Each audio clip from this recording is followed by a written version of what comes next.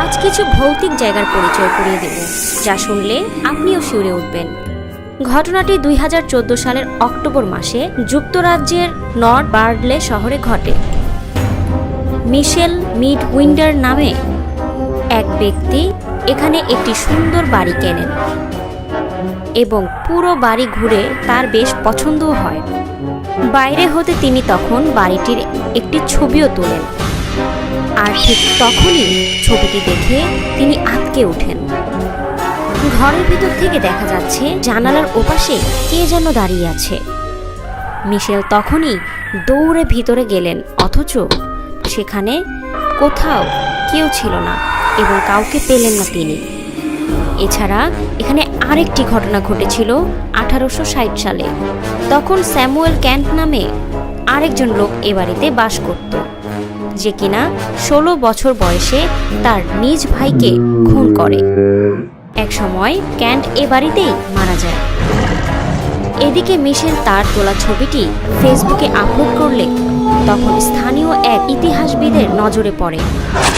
তখন তিনি ছবিটি দেখে শনাক্ত করেন জানালার ওপাশে যে অবয়বটি দেখা গিয়েছিল তা ক্যান্টের মুখায়ব ছিল, কারণ লোকটির কাছে ক্যান্টের পুরো একটি ছবি ছিল, যার সাথে মিশেলের তোলা সেই ছবিটির অবয়বের সাথে মিলে গেছে। মিশেলের তোলা সেই ছবিটি অনেকেই বিভিন্নভাবে পর্যালোচনা করে, কিন্তু কোনো ব্যাখ্যাই দাঁড় করাতে পারেনি।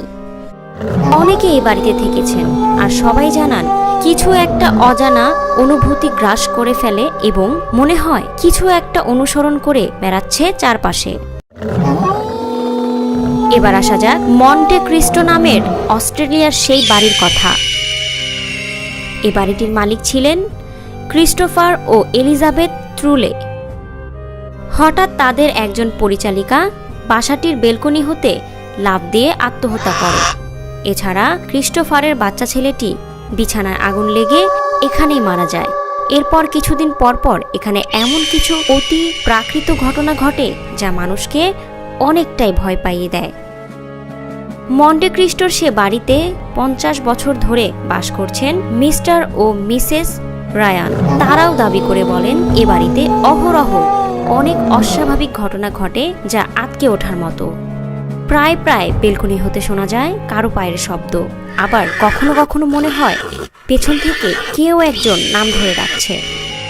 এমনকি একবার মিসেস রায়ান অনুভব করেন কেউ একজন তার পিছন থেকে কাঁধে হাত রেখেছে। তাৎক্ষণিক তিনি ঘুরে তাকান, অথচ কিছুই দেখতে পাননি।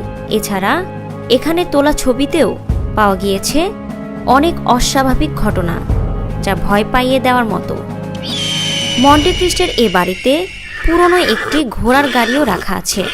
একবার মিসেস রায়ানের এক অতিথি এই গাড়িটির ছবি তুলে নেন, আর সাথে সাথে আঁতকে ওঠেন ভদ্রলোকটি, কারণ ছবিটিতে মানুষের মতো একটি অবয়ব সেখানে বসে থাকতে দেখেন, অথচ বাস্তবে সেখানে কেউ ছিল না। আরেকবার এ বাড়িটির সদস্য তোলা সেলফিতে একটি লোমহর্ষ হাত দেখা যায়, যা ছবিটির কারো হাত ছিল না। এরকম অসংখ্য প্যারানরমাল ঘটনা ঘটে থাকে এই বাড়িটিতে, আর তাই অস্ট্রেলিয়ার এ বাড়িটিকে ভূতের বাড়ি হিসেবে চেনে থাকে। এরকম অসংখ্য প্যারানরমাল ঘটনা আমাদের চারপাশে ঘটে যাচ্ছে। অনেকটা জানি, আবার অনেকটাই হয়তো আমরা জানি না। আজ এই পর্যন্তই, দেখা হবে আবারও নতুন কোনো এপিসোড নিয়ে। আশা করি ভালো থাকবেন, সুস্থ থাকবেন। আল্লাহ হাফেজ।